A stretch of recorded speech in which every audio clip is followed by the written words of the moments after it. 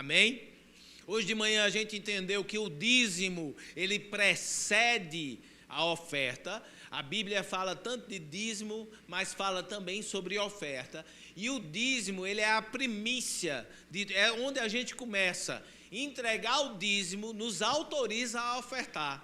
Antes de entregar o nosso dízimo, a gente não paga dízimo, a gente entrega, a gente entende o dízimo como algo não nosso, mas que Deus nos confiou, que manifesta, fala algo. O dízimo fala sobre senhorio, quem é o seu senhor, e devolvê-lo a Deus é um ato de obediência e submissão ao que a palavra fala. Então a gente só pode realmente ofertar alguma coisa uma vez que é cumprido o que Deus fala a respeito do dízimo. Então quando você entrega seu dízimo, agora você está autorizado a ser generoso. Amém? Mas para você entender melhor e você não estava aqui hoje de manhã, assista no YouTube, porque vale a pena. Amém? Dentro do contexto, agora sim, depois de 2 cultos, a gente vai entrar em 2 Coríntios, no capítulo 8, e eu quero que você abra lá no verso 1. 2 Coríntios, capítulo 8, verso 1. Lembra que a série de mensagens é sobre 2 Coríntios 8 e 9. E a gente precisou de 2 mensagens para entrar na mensagem principal que a gente quer chegar, para preparar o terreno e a gente chegar e conseguir extrair o máximo de que Deus quer nos comunicar. Essa série não se encerra hoje, impossível eu encerrar ela hoje. Vocês ainda vão me escutar falando sobre isso um bocado de culto. Tenha paciência comigo. Aí, pastor, por que você está falando tanto sobre isso? É porque a gente precisa. Não é verdade? Se Deus nos inspira, é porque nós, diga nós, não somente eu, não somente você, mas nós estamos precisando entender um pouco melhor do que a Bíblia fala sobre oferta. 2 Coríntios, no capítulo 8, no verso 1, diz: também, irmãos, quem é irmão aqui? Eita, então essa aqui é para você, ok? Vos fazemos conhecer a graça, diga comigo a graça, de Deus concedida às igrejas da Macedônia. As igrejas da Macedônia são a igreja de Filipos, Tessalônica e a igreja de Bereia. Todas as 3 são citadas na Bíblia. Filipos e Tessalônica, Filipenses e Tessalonicenses, existem cartas específicas escritas para ele. E os crentes de Bereia são citados, tanto por Paulo quanto o crente de Bereia era aquele que conferia nas escrituras, né? Então eles são citados, o ato da conferência na escritura é citado como um ato bom, confira. Não escute somente porque alguém falou, veja se a Bíblia está dizendo aquilo que esse alguém falou. Então, e também ele é tido numa das cartas dizendo, leia também lá dos crentes de Bereia essa carta que vocês receberam. Então é uma região antiga da Ásia que estava lá, e igrejas importantes da segunda viagem missionária de Paulo foram fundadas lá e se desenvolviam. Então Paulo fala: olha, deixa eu dizer para você a graça, diga comigo de novo, graça, que opera nessas igrejas. Quando a gente fala isso, gente, para aí, vamos fazer um exercício de avaliação. Se eu disser a você, gente, eu preciso que você conheça a graça que está operando sobre a vida de Cláudia. Tem um marido como esse? Não, é outra coisa. A graça que opera na vida de uma pessoa faz você pensar que aquela pessoa vai bem. Não, vamos lá, fala de crente, vamos. Quando eu digo, olha, você precisa, rapaz, eu fui agraciado com algo, você pensa numa promoção, você pensa num aumento de salário, você pensa num presente inesperado, numa oferta que você recebeu. Não é verdade? Quando fala de graça, a gente pensa logo em recebimento, em aumento, em coisas maiores. E Paulo está dizendo aqui, olha, deixa eu dizer para você a graça que estava acontecendo com eles. Aí você, eita, aconteceu algo de muito bom para eles. Aí, vamos lá, verso 2. Porque no meio de muita prova de tribulação, mas pastor, não era uma graça? é que no meio da prova de tribulação já começou, essa graça começou coisada. Como é prova de tribulação, pode ser associado com graça, gente. E ele continua, no meio de muita prova de tribulação, manifestaram abundância de alegria. E a profunda pobreza deles superabundou em grande riqueza da sua. Meu Deus do céu. Eu sei que aqui a gente entende sobre fases, todo mundo passa por fases, não é verdade? Tem fase que a coisa parece que a Bíblia fala sobre um tempo de vacas gordas, mas também fala de um tempo de vacas magras.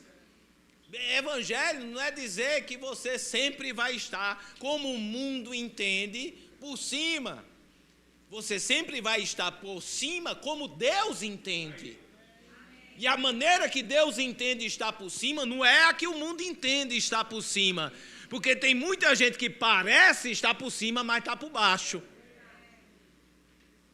Então a gente precisa entender como Deus está falando determinada coisa e como Ele entende aquela coisa. Mas Ele diz assim, olha, na graça que em meio à tribulação, profunda tribulação, não perder a alegria. Você percebe que a paz que Jesus nos dá, o mundo não pode tirar? E o ficar em fé é nos posicionar no lugar onde tem paz e alegria. Tem muito crente que distorce, dizer que está em fé, mas é chorado que ele faz essa afirmação. Mas eu estou crendo.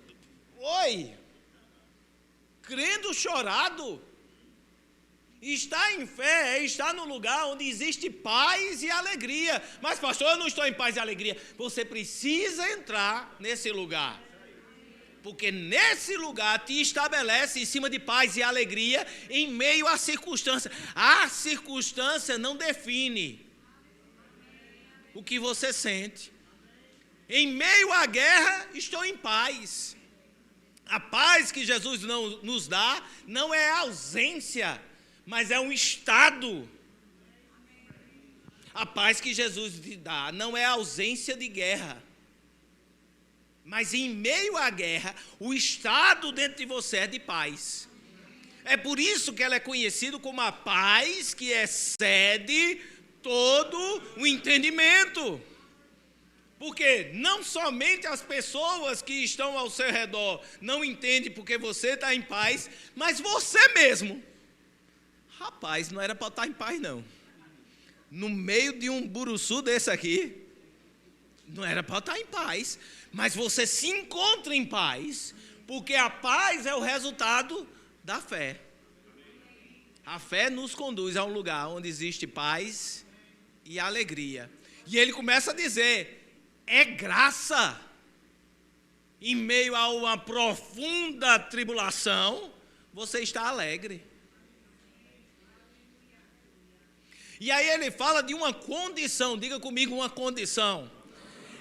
Essa não é a realidade da igreja de Filipos, porque a igreja de Filipos ela era ofertante. Quando você vai ver em Filipenses no capítulo 4, ele diz que não só uma, mas 2 vezes, novamente renovaste a oferta financeira, o associar. Eles eram associados com Paulo no tocante ao dar e receber. Então passa uma ideia que esse relato era de um tempo e de uma estação de profunda pobreza. Mas nesses tempos e nessa estação de profunda pobreza, o que a gente quer é arrumar quem nos dê alguma coisa. E talvez a relato de graça que a gente tem é de dizer, eu estava precisando e alguém chegou e preencheu o cheque. Preencher cheque é coisa de velho, né? Mas ainda existe. Mas preencheu um cheque e me deu um cheque. Alguém chegou e me deu uma oferta quando eu estava precisando. Que graça! Mas Paulo, relatando que Deus entende por graça, graça não é receber. Oi. numa profunda pobreza deles, manifestaram.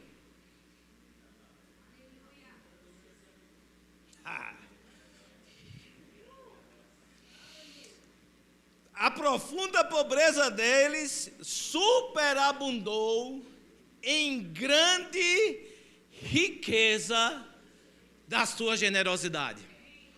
Você percebe que riqueza para Deus não é metal e dinheiro? Riqueza para Deus é quão generoso você é com aquilo que é confiado na sua mão. E não importa a quantidade, porque generosidade se expressa naquilo que você tem. Mas eu tenho tão pouquinho, mas você pode ser generoso com esse pouquinho que você tem. Você não precisa ter muito para ser generoso, você pode ser generoso com aquilo que você tem. Generosidade é aquele menino. 5 pães e 2 peixinhos.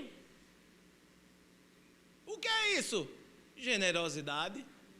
Primeiro que para ele, eu penso nesse menino meio parecido com o Eduardo, porque 5 pães e 2 peixinhos de lanche. Ele levou o lanchinho dele. Cá entre nós, não precisa falar para ele. Ele está lá ali levantando a mão. Eu penso num garotinho tipo Eduardo, que o lanchinho dele é esse, mas parecia muito pouco em frente a 5.000 pessoas. O que é que esse meu pouquinho pode fazer de diferença? Mas na mão de Jesus.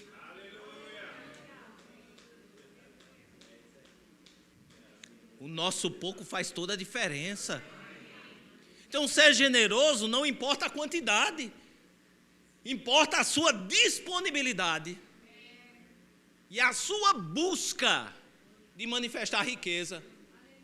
Seja rico, porque você é rico. Seja rico, porque você é rico. E onde está a minha riqueza, pastor? Generosidade.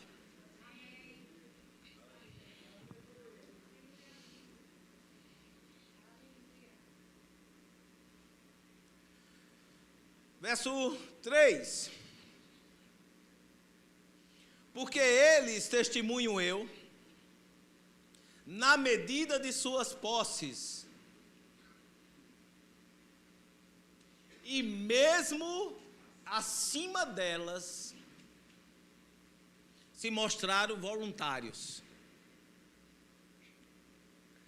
Olha só, o que é que eu defino o culto de hoje? O culto de hoje a gente vai falar no alvo. Paulo não começa falando de oferta, dizendo de uma necessidade, que é assim que a gente começa. Quando a gente vai tirar uma oferta, gente, estamos aqui reunidos, porque esse tapete está horroroso, e a gente vai trocar esse tapete, não é verdade? Você já percebeu que esse tapete está horroroso? Se não percebeu, dê uma olhadinha e veja como ele está. Então a gente precisa trocar esse tapete horroroso agora por um tapete de excelência, porque esse tapete veio substituir um mais horroroso que tinha. E era só uma janela de um tempo para a gente crescer, e agora precisa de um tapete que seja digno com o que tem acontecido nessa igreja. Não é verdade? Então, quando a gente vai pedir, a gente começa falando isso. E, por sinal, a tenda está com um projeto lá para você contribuir para trocar o tapete. Amém? É só você ir lá na tenda e dizer, eu quero contribuir para trocar o tapete, porque a gente vai trocar esse tapete horroroso. A gente começa com a necessidade para sensibilizar, para você poder abrir o seu coração e dizer, eita, realmente o tapete está feio, a igreja está precisando, a gente vai chegar lá. Paulo não começa assim. Quando Deus vai falar de oferta, na inspiração, ele começa com um alvo. Ele diz, olha, está acontecendo algo no mundo, e vocês precisam fazer parte disso. Existem pessoas que estão provando de algo sobrenatural, e vocês precisam provar disso também. É isso que Paulo nos levanta a fazer. Então o alvo é não somente nas nossas posses, mas até mesmo além delas. A graça de quê? De ser generoso. Mas muitos de nós estamos trabalhando ainda a questão das nossas posses. Porque nem nas nossas posses a gente está conseguindo ser generoso. E imagina ser generoso além de. Pastor, eu não entendo esse além de. Como é que eu posso ser generoso além da minha posse? Eu estava conversando com o Bruno, né, a respeito desses assuntos. Foi muito bom o tempo que a gente teve com o Bruno aqui nos empreendedores. Quem veio aqui para os empreendedores? Gente, você pode testificar que foi bom? Foi bom? Meu Deus do céu. Eu fiquei assim maravilhado. Eu tenho que ter um bis disso daí. Então eu estava conversando com o Bruno a respeito desse texto e ele me falou um negócio que me pegou. Ele diz, olha pastor, às vezes tem gente que não tem a condição de acesso a um crédito que você tem. E você, na sua generosidade, você pode se interpor nisso daí. E não é pedir emprestado para emprestar, é pedir emprestado para dar. Eu vi, oi? É um nível de generosidade acima. Porque para os seus planos, seu projeto, você pensa em pedir emprestado. Mas você já pensou em pedir emprestado para dar? Para suprir uma necessidade de alguém?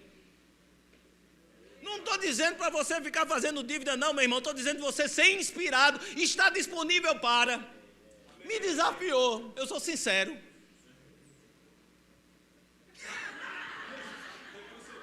Me desafiou.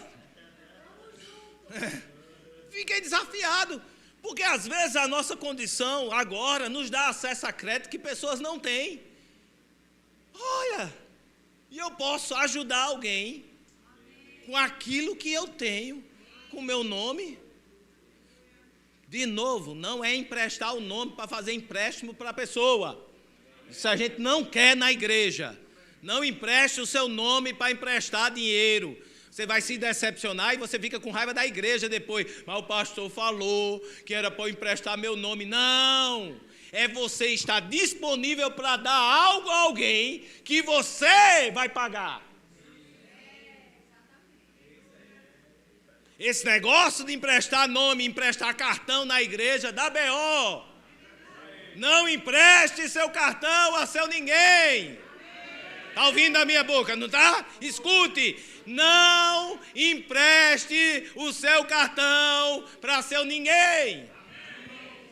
Não empreste seu nome para empréstimo para seu ninguém, a não ser que seja um irmão seu. Nem isso, porque tem irmão que dá vontade. Você vai se decepcionar. E dentro do contexto de igreja, deixa eu dizer um negócio. Vai chegar no gabinete. Vai chegar no gabinete você dizendo, mas pastor, ele era um líder aqui da igreja. Eu disse, foi para a igreja que você emprestou? Foi não? Fui eu que pedi para você? Foi não? Então assuma o seu posicionamento. A Bíblia fala que se a gente vai emprestar para o irmão, empreste sem querer receber. O receber é o lucro, é o plus. Empresta entregando, ó, vai, leva. Sem expectativa de receber. Se ele pagar de volta, você vai, meu Deus. Sabe por quê? Porque quando você empresta para alguém com a expectativa de receber de volta, aquilo gera uma posição de justiça própria. E a justiça própria é o que mais estraga relacionamento dentro da igreja, você sabia? Mas eu emprestei, eu tenho direito de receber. Eu disse, e o que tu recebeu de Deus? Tu quer que Deus cobre de você?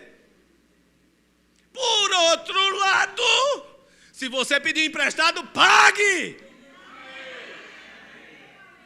O compromisso é seu com Deus, não com a pessoa. Honre os seus compromissos. Palavra de salvação, glória a vós, Senhor, graças a Deus. Porque testemunho eu na medida de suas posses e mesmo acima delas.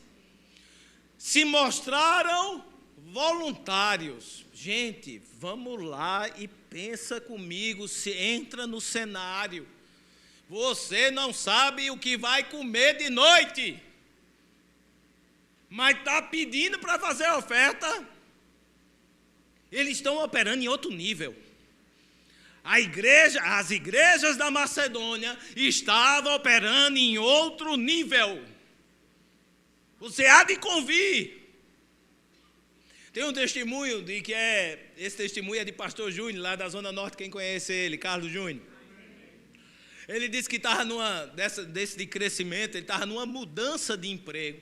Né? Ele tinha deixado estava para entrar no outro, mas estava naquela janela maravilhosa, né? Que você saiu de um e não sabe se vai encontrar o outro. Sabe aquela janela boa, né? Que vai acabando aquele dinheiro da rescisão, as coisas vão acontecendo, conta vai aparecendo, e ele orando a Deus, Deus, manda, Deus, faz acontecer, faz a tua obra. E ele disse que num tempo de oração desse, recebe uma ligação do pastor Humberto, ele diz, eita!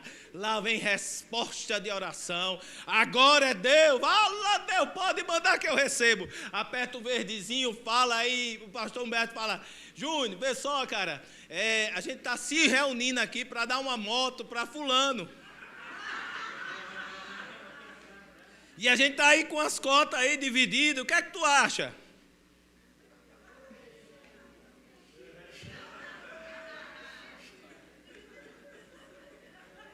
Amém! Sabe que você fala fino? Você diz aquele amém fino? Amém, estamos juntos, pastor! Você orando para chegar. E chegou. São janelas de oportunidades. Onde a sua oferta faz a diferença. Onde a sua oferta toca os céus. Deixa eu dar um exemplo para você entender. 1 Crônicas, capítulo 29, no verso 14, isso na mensagem. Diz assim, 1 Crônicas, verso 29, 14, na mensagem. Mas quem sou eu e quem é o meu povo, para que tenhamos a ousadia de dar coisa a ti? Falando para com Deus. Tudo vem de ti.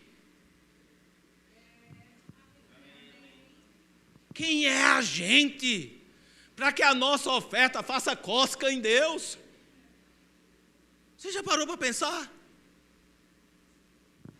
Eu estava falando no Atalaias, e para todos que não estavam no Atalaias, estou falando para você, venha para o Atalaias. Mas pastor, é 5 horas da tarde, eu disse, tu está fazendo o quê? Nem Faustão tem mais na televisão para tu assistir. Vai embora, homem, vem orar. É uma janela de oportunidade. Deus não é um cachorrinho, um pet, para você chamar ele e vir alisar a barriguinha dele e depois dizer negócio. Ele não está assim. Ele está em constante relacionamento com o Espírito Santo e com o Filho. E ele abre uma porta e convida tu para entrar dentro do relacionamento que já está acontecendo por toda a eternidade. E a gente perde essas portas de entrar dentro do contexto relacional. Sai de casa, menino. Para quê? Para orar. Para tocar o relacionamento de Pai, Filho e Espírito. Ele te convida. São janelas de oportunidade que se abrem. Uma oferta, uma janela que se abre de oferta, é a chance daquilo que você tem tocar a eternidade. E Deus responde, Deus não quer tirar nada de você. Deus não quer te diminuir, Ele quer te multiplicar, mas Ele precisa da sua confiança de que Ele está certo e a gente está errado. Aquele gurizinho com 5 pães e os peixinhos, saiu com quantos cestos? 12. 12 cestos.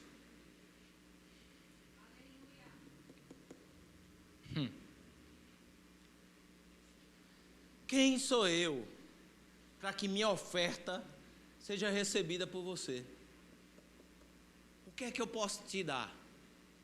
Agora, esse mesmo Davi que fala isso, lá em Crônicas, capítulo 21, 24, quando Ornã diz assim, e aí na revista atualizada, Ornã diz, olha, eu te dou os bois, eu te dou as coisas, ele diz, epa, nem eu quero tirar algo de você para fazer graça com Deus com o que é teu, nem eu quero dar algo a Deus que não me custe. Me diz quando é que vale, eu não quero nem desconto. À medida que Davi entendia que o que ele tinha não ia fazer cosca em Deus, ele também entendia que o que Deus dava valor era aquilo que tinha valor para ele. Aquilo que tem valor para você, Deus dá valor. Aquilo que você não dá valor, é Deus. Continua. Aí ele diz assim, ó, mesmo acima dessa se mostraram voluntários. Se mostrar voluntário é dizer, pastor, estamos aí, viu? Se eu precisar,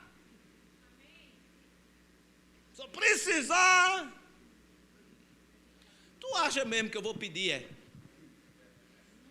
Tu acha mesmo que eu vou chamar, tu disse que precisava, aí a igreja está precisando de 1000, vamos, relaxa, vai, solta aí, vai.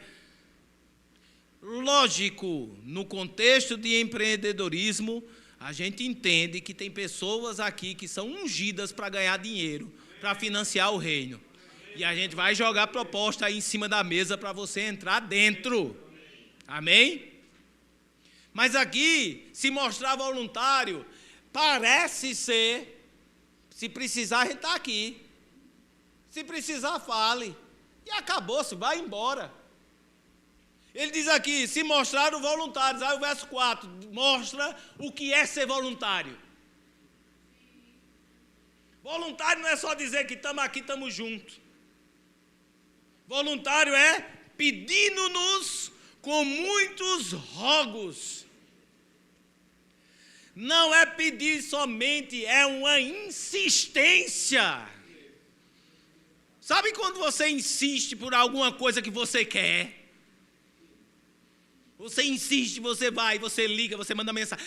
Tudo, menino pequeno, nada, adulto mesmo, que usa todos os métodos de comunicação possível e imaginável. Quando você quer um negócio, você liga, você manda mensagem do WhatsApp, você manda mensagem no Instagram, você aparece e fala, oi, estou aqui, viu? Quando quiser, aquele negocinho, quando tiver, a gente está aqui. Você se faz presente, com muitos rogos, é uma insistência fora do comum. Esse é se mostrar voluntário. Esse é estar atento às necessidades, é olhar as coisas acontecendo, é olhar as coisas se movendo e dizer, opa, eu quero, opa, estamos dentro. Aí a mulher olha e diz, menino, como é que tu vai? Eu disse, o pouco que a gente tem, a gente consegue.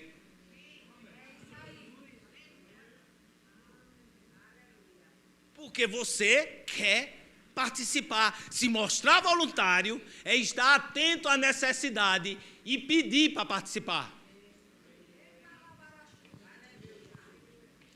Eu estou dizendo que essas igrejas da Macedônia funcionavam em outro nível? Não funcionava, não? Continua, verso 5. Pedindo com muitos rogos a graça, e ele joga de novo a graça. E de novo a gente pensa, a graça era receber, mas aqui a graça é de participar da oferta, da assistência aos santos.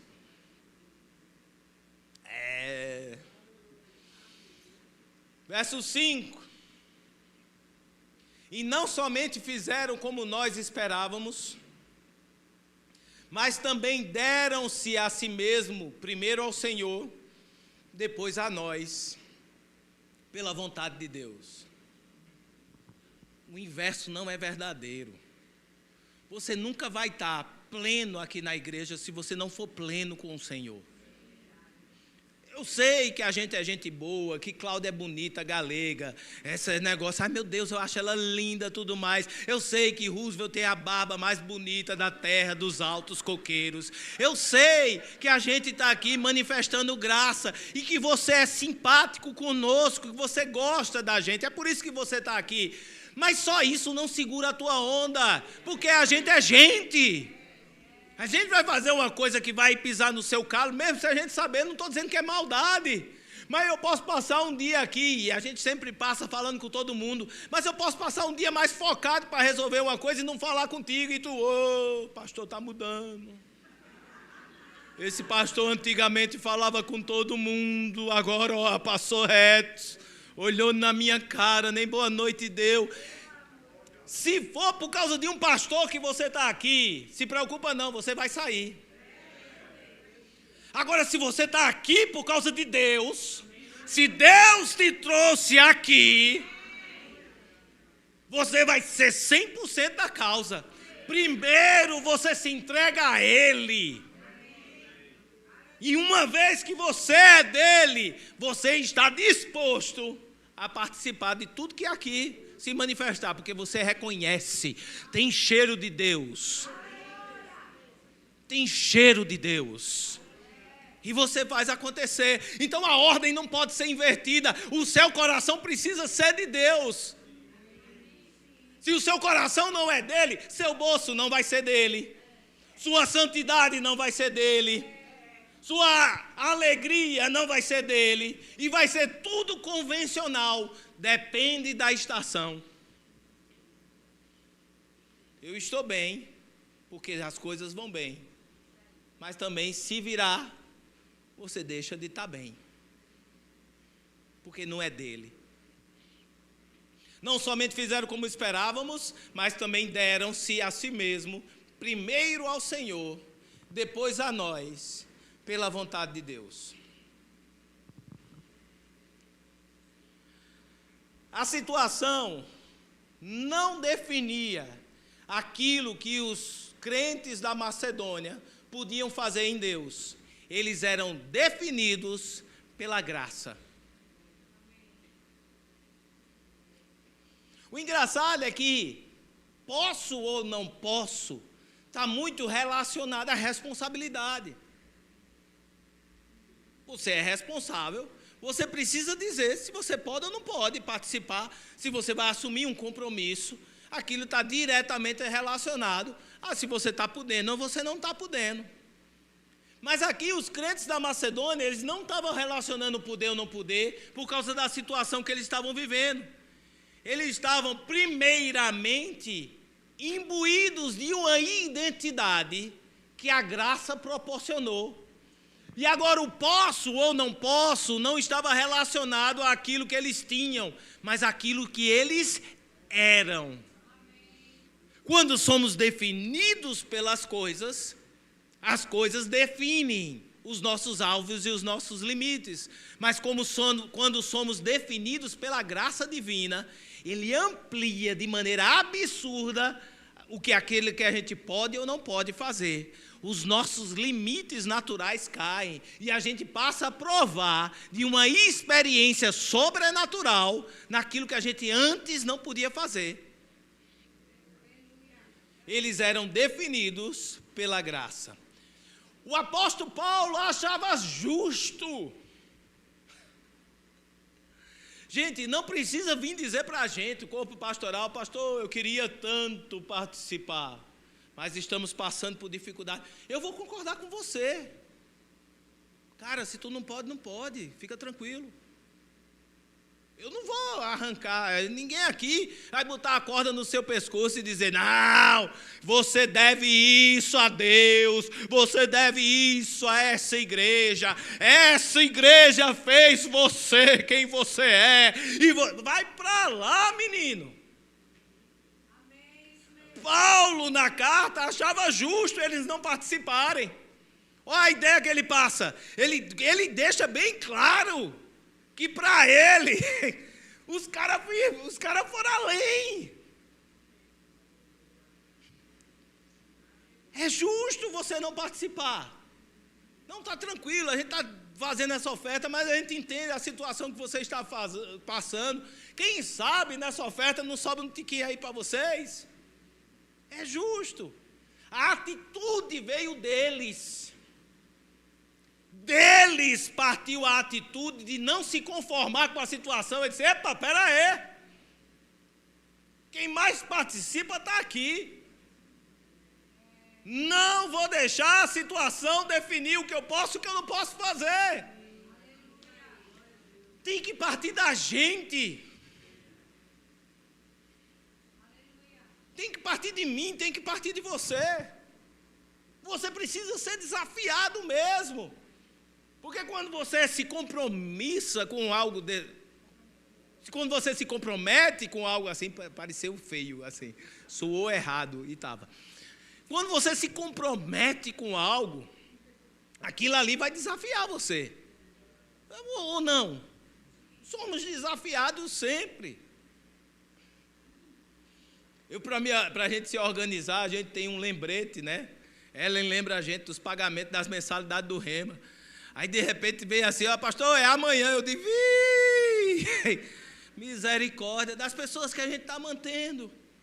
Seja um mantenedor. Você aqui é formado no Rema? Você já bateu o seu ponto? Bateu não, você precisa formar discípulo. Quem são os seus discípulos? Quem você tem financiado? Cultos assim, é bom que a gente escuta o som do ar-condicionado, né? O ar-condicionado, talvez, você nunca percebeu que ele fazia tanta zoada, né? Mas gente, não se preocupe, é segurança para a gente tá falando essas coisas. Mas a gente precisa assumir as responsabilidades. Se Deus tem confiado coisas na nossa mão, a gente precisa fazer a diferença. Ou tu quer viver para ganhar dinheiro para pagar a conta? Misericórdia! É uma vergonha para um crente se abrir uma oportunidade e ele não está preparado. Porque você se prepara para tantas coisas, você se organiza para tantas coisas, você honra tantos compromissos, mas aí com Deus é o que tiver. Então o que eu tiver eu dou quando aparecer. Por que você não se organiza para dar? Por que você não ora por alvos? A gente ora por alvos para receber, não ora não? A gente chama a existência, a gente aprende isso, não está errado. Mas você já orou por alvos de dar? Glória a vós, Senhor. Gente, entenda que aqui a gente está falando Bíblia. Está na minha, deve estar na sua também. Dá uma lida em casa. O alvo que ele estabelece é alto. Paulo aqui, ele estabelece um padrão acima que estava acontecendo lá. E é o que a gente deve anelar chegar. Eu devo anelar chegar. Eu devo buscar ser verdade para mim. Eu devo aproveitar as janelas de oportunidade que aparecem. Onde o meu dinheiro, a minha oferta, vai fazer a diferença com valor de eternidade. Quanto o real que tu tem na tua carteira vale na eternidade? Quanto é que ele vale?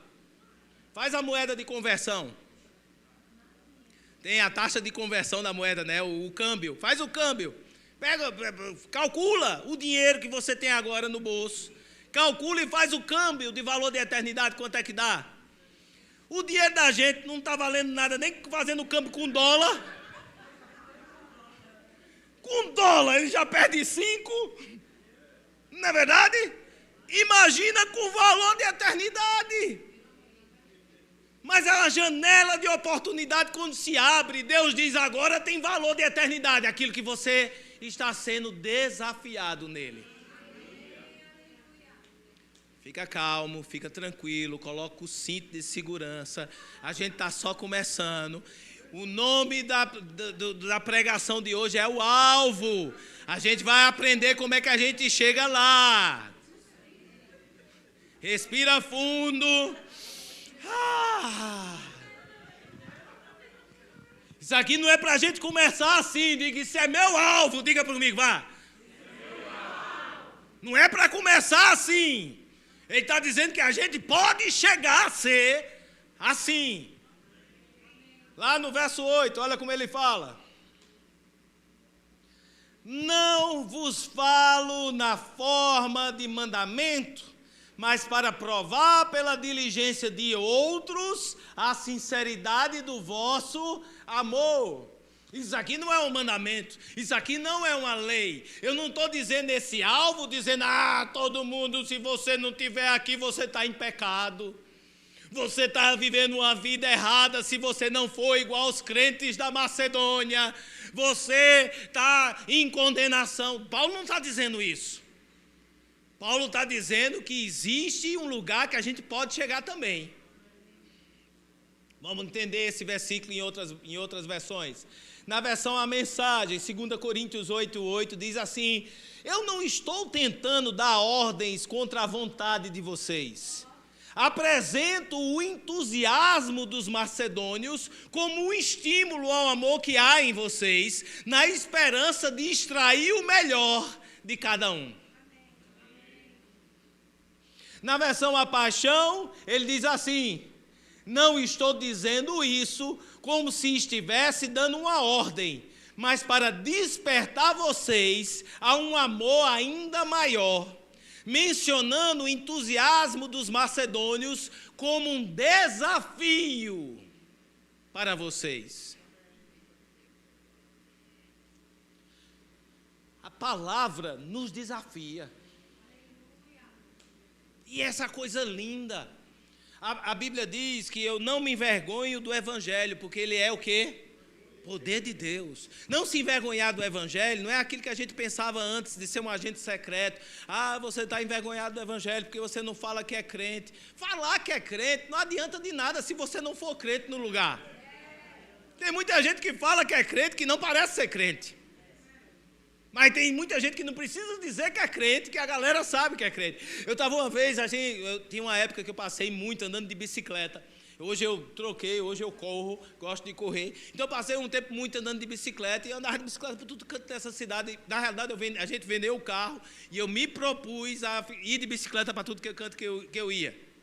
E teve uma vez que eu estava retornando do plantão e lá do Dom Helder, eu ia e voltava para o Dom Helder de bicicleta.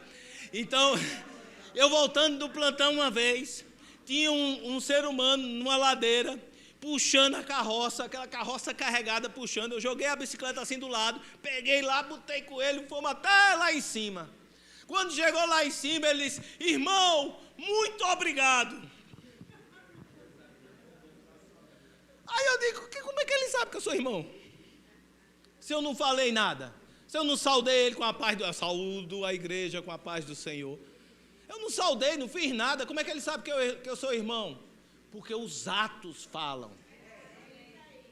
Então, quando a Bíblia fala que eu não me envergonho do Evangelho, não é para você ficar falando que é crente nos cantos. Quando ele fala que não se envergonhe do Evangelho, porque os seus atos falam se você é ou se você não é. No trabalho não precisa dizer que você é. Aquilo que você escolhe no trabalho vai mostrar quem você é. Não me envergonhar do Evangelho é porque vai ter passagens na Bíblia que você não está vivendo aquilo ali. E você olha e diz: meu Deus, isso é muito alto. Como é que pode eu viver isso daqui? E ela vai desafiar você. A Bíblia lhe desafia. Ao quê? A vivenciar coisas que você não é capaz naturalmente de viver, mas que existe poder no Evangelho para aquilo se tornar verdade na sua vida. Sabe o melhor exemplo disso? Jesus andando sobre as águas.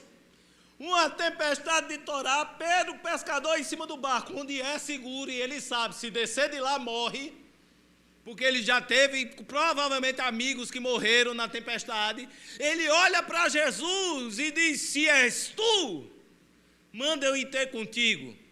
Se ele estivesse duvidando de Jesus, o que é que ia acontecer? No passo ele dúvida e afundar. Mas Jesus diz: vem, e ele anda. Esse sim não é de dúvida. Ele foi desafiado. Ele disse: se opera na tua vida, Jesus, pode operar na minha vida também. Manda eu ir ter contigo. Se está na Bíblia, é para você. Se está na Bíblia, é para você. Seja desafiado a experimentar algo que você ainda não está vivendo, que ainda não é pleno na sua vida, mas que pode sim se tornar, vir a ser, porque a Bíblia tem o poder de fazer ser aquilo que não é. A fé é a certeza das coisas que se esperam e a convicção de coisas, de fatos que não se veem. Meu tempo acabou. E você acabou de ver o alvo. Pastor, fiquei curioso, eu quero saber como é que eu faço para isso ser verdade na sua vida. Não perca o próximo. E a gente vai continuar. Ou então lê o livro, que aí você vai se adiantar e vai chegar aqui e vai consolidar o conhecimento. Amém?